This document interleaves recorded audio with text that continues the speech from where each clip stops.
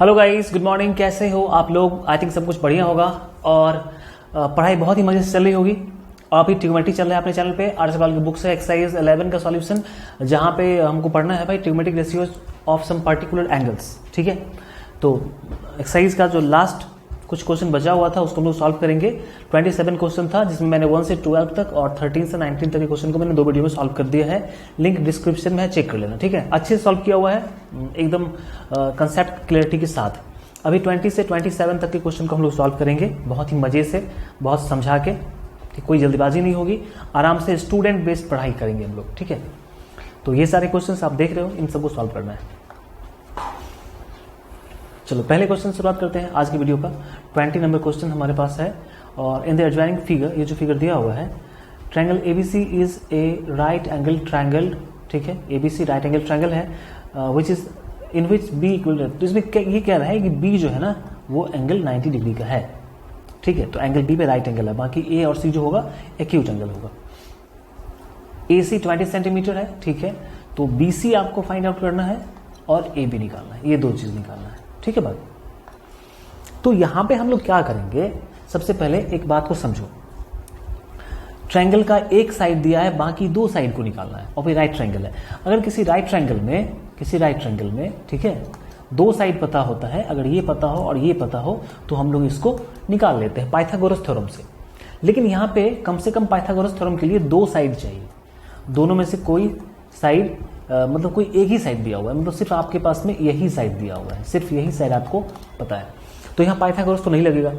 तो साइड्स का जो रेशियो होता है ना वो एंगल्स के लिए, पर्टिकुलर एंगल के लिए खास होता है। इसके बारे में हम लोग चैप्टर में आज पढ़ चुके हैं, पहले भी पढ़े हैं। तो यहाँ पे देखो एक एंगल दिया हुआ है 30 डिग्री का। मैंने कहा अच्छा ये बात है, एंगल 30 डिग्री का है। तो मैं क्या कहूँगा कि देखो भाई, हमने ये पढ़ा है कि साइन थीटा जो होता है वो P/H होता है। अभी साइन थीटा का मतलब क्या हुआ कि कोई एंगल थीटा है उसके लिए साइन की बात करेंगे तो परपेंडिकुलर और हाइपोटेनस के रेशियो के बराबर होगा। ठीक है, थीटा कोई एंगल है, तो मैं कहूंगा कि चलो कोई एंगल थीटा है, मतलब हम 30 को ही थीटा मान लेते हैं।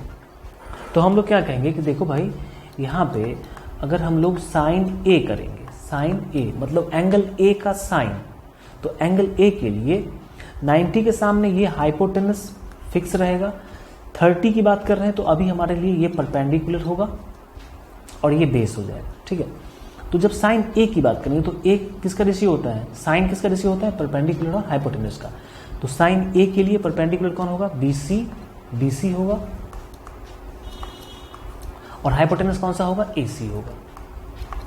ठीक है, अब हम बात को आगे बढ़ाएं तो साइन ए कितना है भाई, ए 30 डिग्री है दिया हुआ, बीसी पता नहीं है तो बीसी को बीसी ही लिख लेते हैं, और एसी कितना है 20। अगले स्टेप में साइन 30 का वैल्यू मेरे को पता है। ठीक है, दो साइड्स पता होना चाहिए था, नहीं है कोई बात नहीं, साइन 30 का वैल्यू तो पता है, निकल जाएगा। यहां से BC/20, 20 से 10 टाइम्स कट जाएगा और यहां पर BC इक्वल टू 10 सेंटीमीटर निकल गया। बात समझ में आ रही है? ठीक, अभी क्या करना है, AC निकालना है, AC AB ये निकालना है। तो इसमें क्या करोगे, कुछ ज्यादा नहीं करना, देखो समझ बात। मैं कहूंगा कि AC के लिए क्या करना पड़ेगा, AC मतलब ये साइड, और एंगल कौन सा पता है मेरे को, ये एंगल पता है, 30 वाला एंगल पता है। ध्यान देना जरा सा, मेरे को एंगल पता है 30, ठीक है, और निकालना कौन सा है, AB निकालना है। तो एंगल 30 के लिए ये परपेंडिकुलर हुआ तो ये बेस होगा, और मेरे को एक और साइड पता है ये वाला जो हाइपोटेनस है। तो हाइपोटेनस और बेस किसका रेशियो होता है, कॉस का रेशियो होता है। तो हम लोग सेकंड क्वेश्चन में कॉस ए की बात करेंगे, कॉस सी की बात नहीं करेंगे। क्यों, कॉस ए की, क्योंकि ए का वैल्यू पता है। कॉस ए क्या हो जाएगा, कॉस होता है बेस बाय हाइपोटेनस, B/H, तो AB और हाइपोटेनस AC। अब कॉस ए मतलब कॉस 30 डिग्री, AB आपको पता नहीं है और AC आपको पता है 20। कॉस 30 कितना होता है, कॉस 30 होता है √3/2, AB/20, 2 से कटेगा 10 टाइम्स, क्रॉस मल्टीप्लाई करेंगे तो AB इक्वल टू हो जाएगा 10√3 सेंटीमीटर। बात क्लियर है? पहला क्वेश्चन क्लियर, समझ में आ गई ना बात। एग्जाम में ऐसा क्वेश्चन पूछता है, ध्यान देना, एग्जाम में ऐसे क्वेश्चन जो है आते हैं, ऐसा नहीं कि मजाक वाली बात।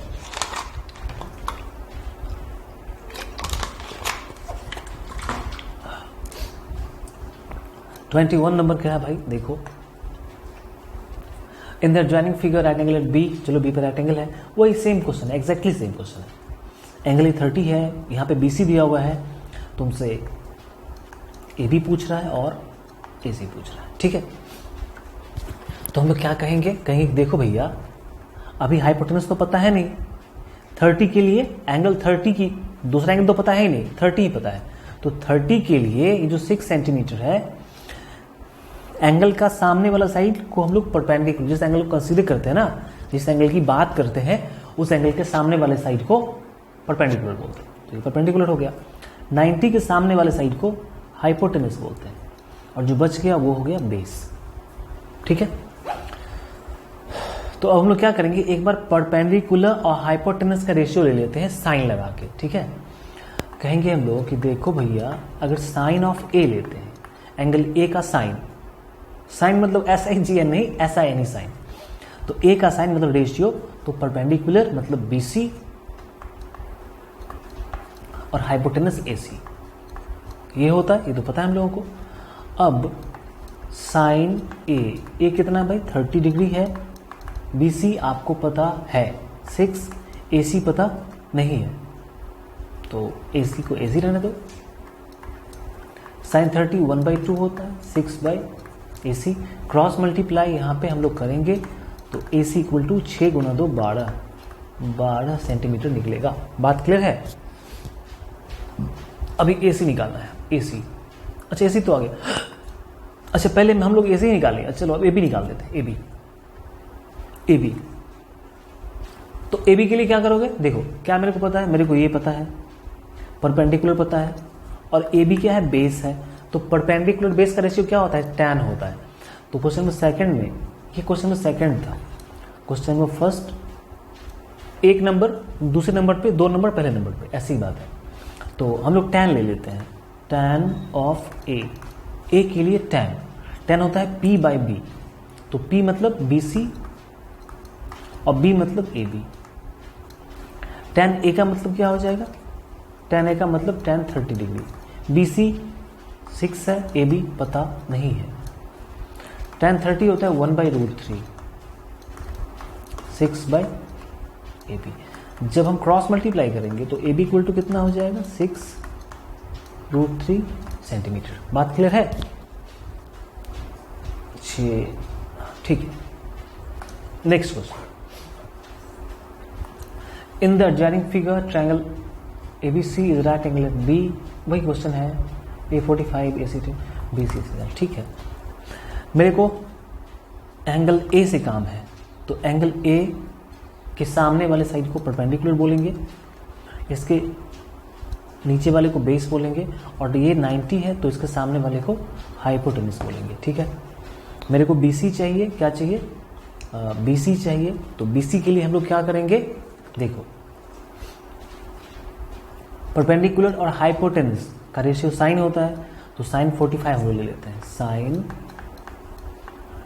A इक्वल टू कितना हो जाएगा, ये A है, sine A equal to perpendicular by P/H होता है, तो P फॉर परपेंडिकुलर BC, और H हाइपोटेनस के लिए, जो हाइपोटेनस हमारा AC है। यहां तक बात करें ना, sine of A perpendicular P/H hypotenuse. अब साइन A मतलब 45 डिग्री, BC P और AC 3√2।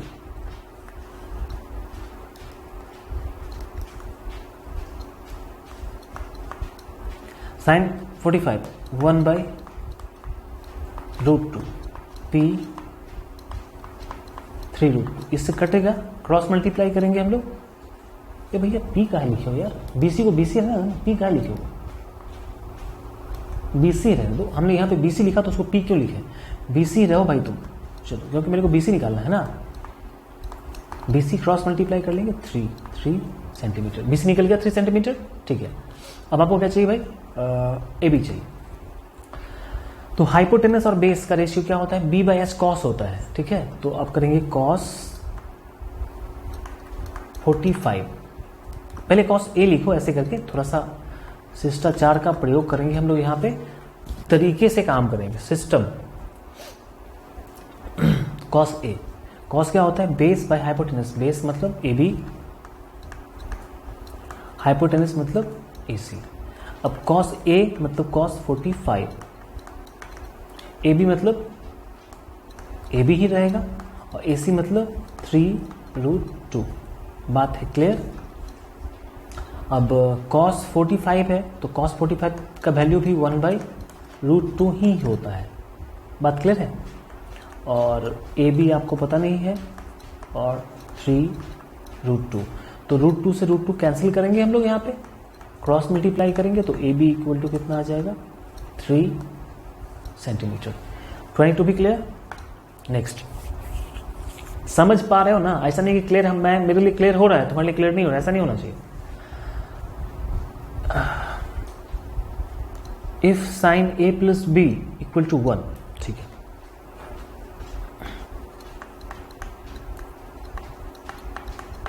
Sign A plus B equal to 1, ठीक है। और cos A minus B equal to 1, ठीक है। तो मेरे को ए और बी का वैल्यू पता करना है, जहां पे ए जो है बी से बड़ा है। ये क्यों कह रहा है, क्योंकि ए में से बी को घटाना है, तो बड़े में से छोटे को घटाते हैं तभी तो कुछ पॉजिटिव चीज आता है, नहीं तो निगेटिव आ जाएगा। तो यहाँ पे कह दिया है कि ए बड़ा है, मतलब ए में से बी घटेगा तो कोई पॉजिटिव चीज ही आएगा। अब तुम एक बात जरा समझो, मैं तुमसे एक बात कहूंगा कि मेरे भाई साइन ए प्लस बी तो ठीक है, लेकिन ये जो 1 है ना, क्या हम इसको साइन के फॉर्म में लिख सकते हैं? साइन 91 होता है। साइन 90 कितना होता है, 1 होता है। तो इस 1 के बदले हमने क्या लिख दिया, साइन 90। अब यहां पे देखो, इधर भी साइन है, इधर भी साइन है, कैंसिल मत करना, ठीक है। हर चीज को तुम काटने पे ही लगे हुए हो यार, ऐसे नहीं करो, काटो नहीं, वो काटने के लिए नहीं बना है, कंपेयर करने के लिए बना है। तो दोनों तरफ साइन है, इधर ए प्लस बी बचा और इधर 90 बचा। काटा नहीं है, मैंने कंपेयर किया कि ए प्लस बी का साइन जितना है उतना ही 90 का साइन है, मतलब ए प्लस बी 90 के बराबर है। ये हमारा इक्वेशन फर्स्ट हो गया, ठीक है। साइन कॉस यहाँ कटवाने के लिए नहीं आया है, वो रहने के लिए आया है, ठीक है। अभी इसको सही नहीं सीखोगे, परीक्षा में ये तुम्हारा नंबर काटेगा, साइन कॉस। याद समझ लो, बात क्लियर कर लो।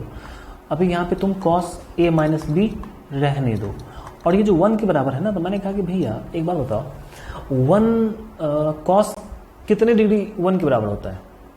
तो कॉस 0 डिग्री 1 के बराबर होता है। कॉस 0 डिग्री 1 के बराबर होता है, ठीक है। तो यहां से एक बात क्या आई, भाई दोनों तरफ तो कॉस है, इसका मतलब a माइनस बी ही 0 के बराबर है। अब हम दोनों को सॉल्व कर लेंगे, ठीक है। दोनों को सॉल्व करेंगे तो क्या करेंगे,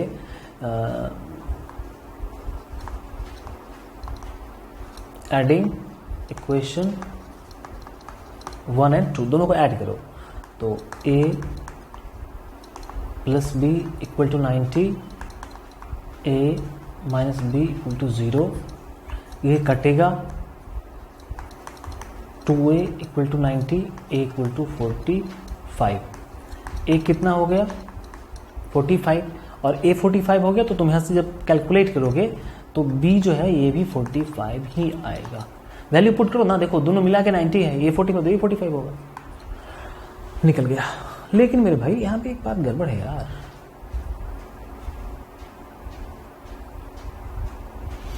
ए बी से बड़ा है, नहीं ए बी से बड़ा है ना, कुछ क्वेश्चन में प्रॉब्लम है। देखो यहाँ पे गलत दिया हुआ है, ए बी से बड़ा नहीं हो रहा है, दोनों सेम हो रहा है। आंसर सही है, आंसर यही होगा, ठीक है। 60-30, यहाँ पे 1 है, यहाँ पे 1 है, यही होगा 1/2, यही होगा आंसर, सही है, कोई डाउट की बात नहीं है, आंसर ये होगा। 24 नंबर देखते हैं। यहां पे देखो साइन, यहां पे एक साइन सुनना चाहिए था, ये बड़ा है या बराबर है, ठीक है, दोनों साइन देना चाहिए था, बड़ा और बराबर का, ताकि बराबर भी हो सके और बड़ा भी हो सके। तो घटेगा तो निगेटिव नहीं आएगा, 1/2 है। और मैं कहूंगा कि मेरे भाई साइन 1/2 कितना होता है, सॉरी साइन कितने डिग्री पे 1/2 होता है, साइन 30 डिग्री पे 1/2 होता है। तो यहां से अगर हम बात कर लें कि sine of a minus B equal to sine of 30, इसका मतलब a माइनस बी 30 के बराबर है। इसका मतलब सीधा सीधा है कि a माइनस बी ही 30 के बराबर है। यहां से ये पहली बात हो गई, समझना बात। साइन a माइनस बी 1/2 के बराबर था, तो मैंने कहा कि 1/2 साइन कितने डिग्री पे होता है, साइन 30 पे 1/2 होता है। तो 1/2 के बदले क्या कर लिया, साइन 30, ठीक है। तो a माइनस बी 30, ठीक है। अब दूसरी बात क्या हो रही है, कॉस a प्लस बी, ये भी 1/2 है, और कॉस a प्लस बी 1/2 है, तो कॉस 1/2 कितने पे होता है, कॉस 60 पे होता है, 60 पे होता है 1/2। मैंने कहा कि cos of a plus B equal to cos of 60, दोनों तरफ कॉस है, यहां भी है यहां भी है, तो ये a प्लस बी जो है ये 60 के बराबर होगा। तो a plus B equal to 60, ये इक्वेशन सेकेंड हो गया। अब दोनों को ऐड कर लेते हैं, adding equation 1 and 2, a minus B equal to 30 और a plus B equal to 60। b से b कटेगा, 2a इक्वल टू 90, 2 से काट लो इसको भी, 45। तो a कितना हो गया, a हो गया हमारे पास में 45। अब a 45 हो गया, तुम b निकाल लो, a 45 है तो घटेगा 60 में से b बचेगा 15, तो ये हुआ 15। तो देखो ये सही है, यहाँ पे a b से बड़ा है, ये सही है, चलेगा। बात क्लियर है, सेम क्वेश्चन है, एग्जैक्टली सब क्वेश्चन सेम जा रहा है। 25 नंबर बता ही देता हूं,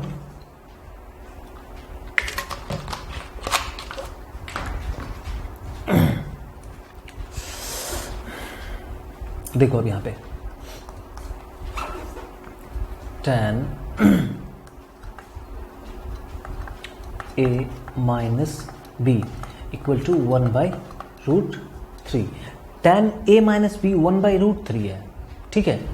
तो मैंने कहा कि भैया एक बात बताओ, 1/√3 tan कितने डिग्री पे होता है, तो tan 30 पे होता है। इसका मतलब फिर से वही हो गया कि दोनों तरफ tan है, तो ये जो a माइनस बी जो एंगल होगा वही एंगल 30 के बराबर होगा कंपेयर करने पे।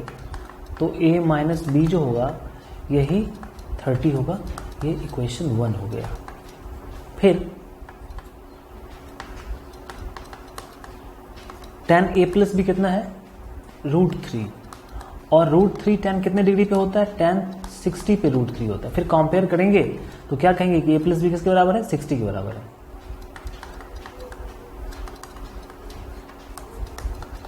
अभी जस्ट यही इक्वेशन सॉल्व किया था, जहां पे a कितना आया था, a आया था 45, b आया था 15, यही तो सॉल्व किया था, यही आ गया। बात क्लियर है, कोई दिक्कत नहीं है, समझदार तो तुम हो ही।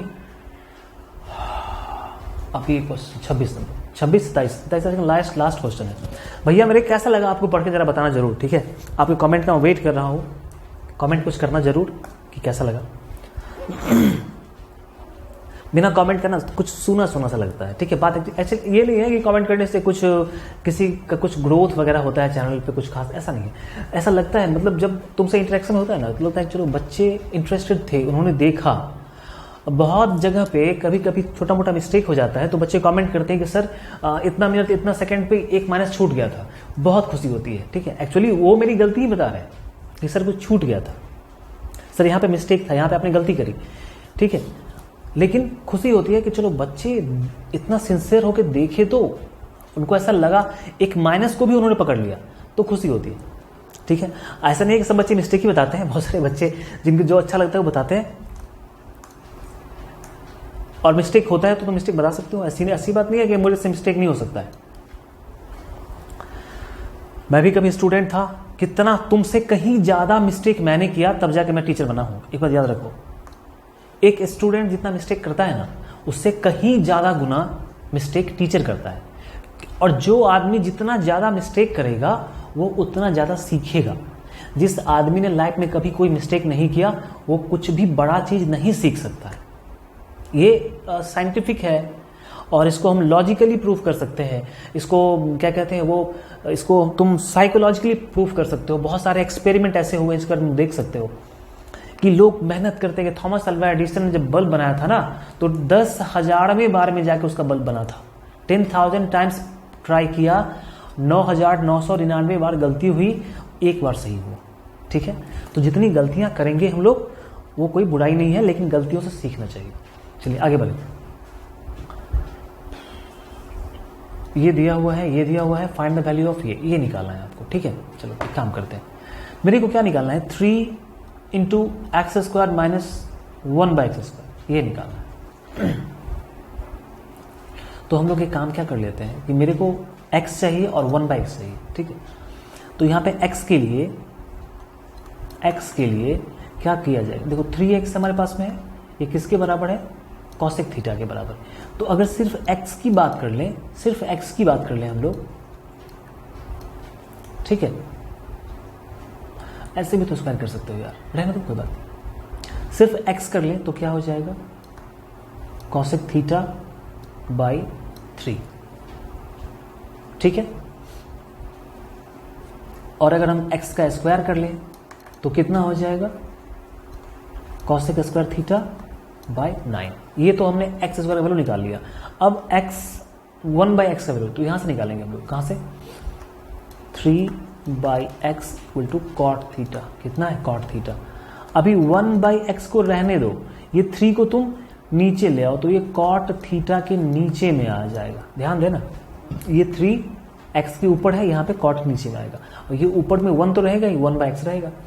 अब इसका स्क्वायर कर लो तो 1/x स्क्वायर करने पे, और यहाँ पे कॉट स्क्वायर थीटा और 3 का स्क्वायर 9। ये हमारे पास में दो वैल्यूज हैं, एक वैल्यू ये, एक वैल्यू ये।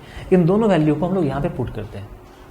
3 इंटू एक्स स्क्वायर कितना भैया, cosec square theta by 9 minus ये कॉट स्क्वायर थीटा बाई 9। अभी क्या करो, 3 तो ठीक है, और यहां पे 9 का ले लो एलसीएम, तो क्या हो जाएगा, cosec square theta cot square theta 3, ये 1 होता है। ठीक है, कॉसेक माइनस कॉट कितना होता है, 1, 3 से कट जाएगा, 3 बार 1/3। ये आ रहा आपका आंसर। देखो 2010 में पूछा हुआ है, बहुत ज़्यादा दिन नहीं हुआ है, बस 13 साल हुआ है। अब देखो यहाँ पे दो चीज़ तुम्हारे पास में है दिया हुआ, साइन a प्लस बी का ये फॉर्मूला दिया हुआ है। एक तरीके से मान लो ये फॉर्मूला ही है, अभी क्लास 10 में नहीं पढ़ना है आपको, 11-12 में ये सारा फॉर्मूला पढ़ना है। ठीक है, इसको हम लोग क्या कहते हैं, क्या बोलते हैं यार, याद नहीं आ रहा है क्या बोलते हैं इस फॉर्मूला को, दिमाग में है, होठों पे नहीं आ रहा है। ये दो फॉर्मूला है, इस फॉर्मूला का यूज करके आपको 75 का वैल्यू निकालना है और कॉस 15 का, क्योंकि इसका वैल्यू आपके टेबल में नहीं दिया हुआ है। तो देखो 75 को दो ऐसे एंगल्स में तुम ब्रेक करो जिसका साइन कॉस टेन कॉट तुमको पता हो। ठीक है, तो 75 को हम लोग 30 और 45 में, ठीक है, 45 डिग्री और 30 डिग्री, इस दोनों को अगर जोड़ा जाए तो कितना हो जाएगा, 75। मेरे को 45 का वैल्यू भी पता होता है, 30 का वैल्यू भी पता होता है। 15 को, अब 15 को तुम दो एंगल को जोड़ के तो लिख नहीं सकते, तो दो एंगल के सब्ट्रैक्शन के फॉर्म में लिखो वो सारे एंगल्स जिसका वैल्यू तुमको पता हो। ऐसा नहीं कि 20 - 5 15, ऐसा नहीं करना है। तो मेरे को पता है, अच्छा भैया देखो सेम 45 का वैल्यू पता है और 30 का वैल्यू पता है, और घटाने पे 15 आ जाएगा। अब यूज कैसे करना है, देखो मेरे पास में फॉर्मूला है sine a plus B equal to sine a cos b plus cos A sine B, ये हमारे पास में फॉर्मूला दिया हुआ है। ठीक है, मैं क्या कहूंगा कि मेरे भाई साइन, अब तुम ए के जगह पे 45, ठीक है, ए के जगह पे 45 और बी के जगह पे 30 पुट कर लो। ठीक है, यहां पे तुम कह दो putting A equal to 45, B equal to 30 put कर लिया। तो साइन ए मतलब साइन 45, कॉस बी कॉस 30, फिर cos A cos 45, sine B sign 30, इतना चीज। ठीक है, देखो अब तुमने a प्लस बी की जगह पे 40 और 30 पुट कर दिया, तो हमारे पास में अब क्या बचा, हमारे पास में बचा 45 और 30 मतलब 75। मैंने बस इस फॉर्मूले का जो पैटर्न था उस पर a और b का वैल्यू ऐसा डाल दिया कि मेरे को 75 आ जाए। तो मैंने a की जगह पे इसको डाला, b की जगह पे ये डाल दिया और हर जगह पे यही चेंज कर दिया।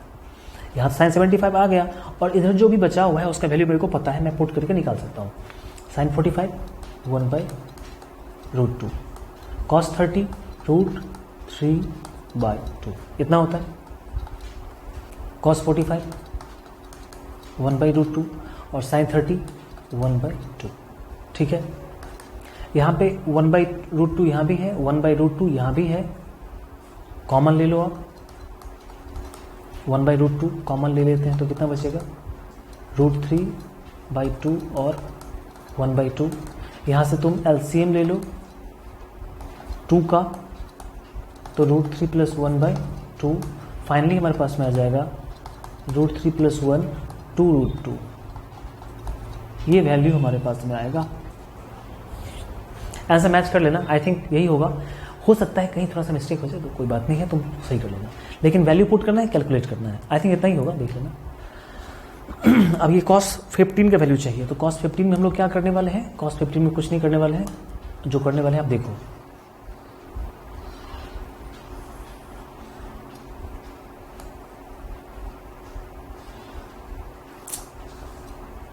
ये छोटा भी नहीं होता, एक मिनट भैया, एक मिनट, को तो छोटा भी होता है थोड़ा सा, ताकि स्पेस आ जाए। चलो ठीक है, अब मेरे भाई देखो साइन cos 15 का चाहिए था और एक फॉर्मूला माइनस वाला है, तो मैं क्या करूंगा कि a और b की जगह पे क्या पुट कर देना है, ये हाँ, when a equal to 45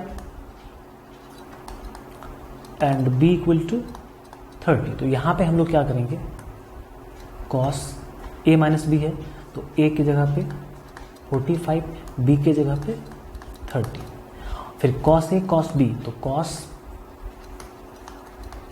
a cos b plus sin a sin b, sin a sin b। ठीक है, इसको एक स्टेप आगे बढ़ाएंगे तो cos 45 माइनस 30 कितना हो जाएगा, cos 15 डिग्री। cos 45 कितना होता है, cos 45 होता है 1/√2, cos 30 √3/2। ठीक है बात, sin 45 1/√2 और sin 30 1/2। I think same value ही है, नहीं देख लो दोनों का वैल्यू सेम है ना, आई थिंक। तो 1/√2 √3/2, ठीक है, और 1/√2 सेम, तो एग्जैक्टली यही वैल्यू आएगा, आपको फाइंड आउट करने की जरूरत नहीं है, मतलब तुम कर लेना, यहाँ सामने में लिखा है तो इतना काम मैं फालतू में क्यों करूँ।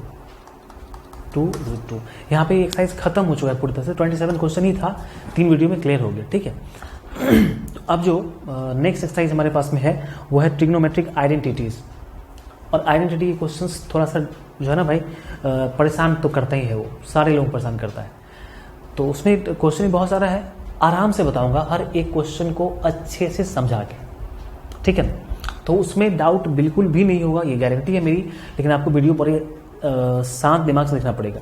तो यहाँ पे एक्सरसाइज खत्म होता है, नेक्स्ट एक्सरसाइज शुरू करते हैं नेक्स्ट वीडियो में, तब तक बाय, टेक केयर, पढ़ते रहिए, खुश रहिए, मस्त रहिए, वीडियो देखते रहिए।